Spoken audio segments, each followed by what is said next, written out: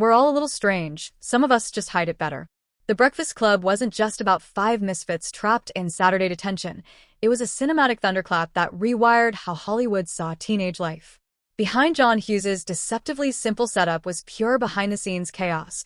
Fights that fractured friendships, creative clashes that pushed the cast to their limits, and studio meddling that nearly buried the movie before it could even premiere.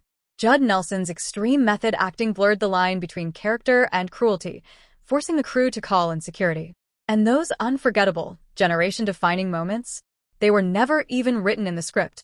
Today, we're peeling back the curtain on three wild, little-known stories that will completely change how you see The Breakfast Club forever. The dance scene almost never saw the light of day. One of The Breakfast Club's most unforgettable moments, that spontaneous library dance party, was on the chopping block more than once. John Hughes feared it would clash with the film's deep dive into teenage pain, while studio execs dismissed it as pointless fluff that didn't belong in a story about emotional honesty. But the cast refused to let it go. They understood what Hughes almost missed. That pure, unfiltered burst of joy was the heart of the film. It was the one moment where these broken kids got to stop overthinking, stop performing, and just be. Emilio Estevez choreographed much of his own routine, channeling his real-life athleticism into those explosive moves. Ali Sheedy turned awkward, jerky motions into art, embodying her character's strange, beautiful individuality. And Judd Nelson? His wild, dominant style of dancing perfectly mirrored Bender's chaotic energy. The music, We Are Not Alone by Carla DeVito, wasn't even part of the plan. Hughes happened to hear it on the radio and knew instantly. This was the song.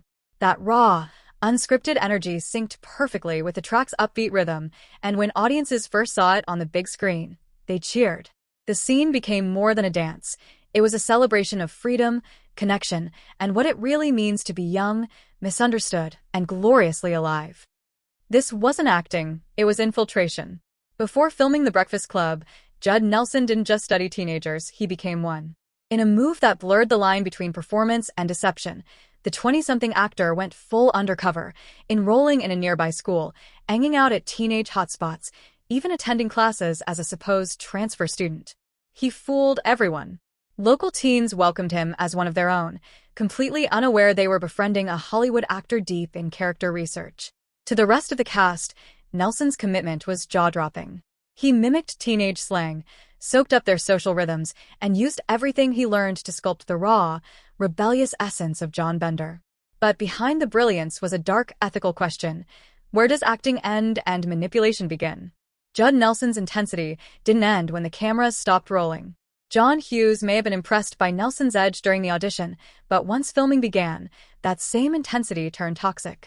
Nelson stayed locked inside Bender's abrasive persona, especially toward Molly Ringwald, whose character Claire was the constant target of his on-screen taunts.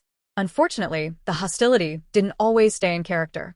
Hughes grew increasingly frustrated as Nelson's method acting blurred the line between performance and personal attack. Tension on set reached a breaking point when the director seriously considered firing him altogether.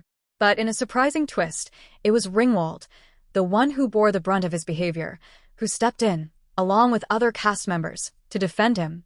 Their intervention saved Nelson's job, but it left the cast walking a fine line between authenticity and chaos for the rest of the shoot. The cast almost never existed.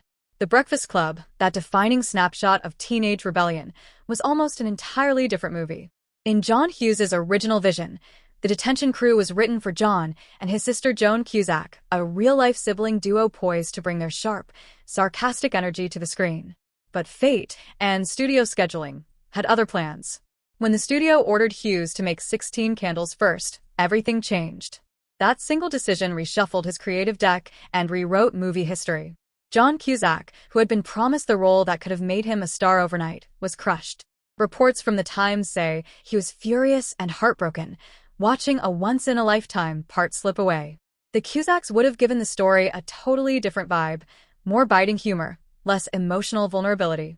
But through 16 Candles, Hughes discovered a new cast of unknowns, including Molly Ringwald, Judd Nelson, and Anthony Michael Hall, whose chemistry didn't just redefine The Breakfast Club, it redefined what a teen movie could be.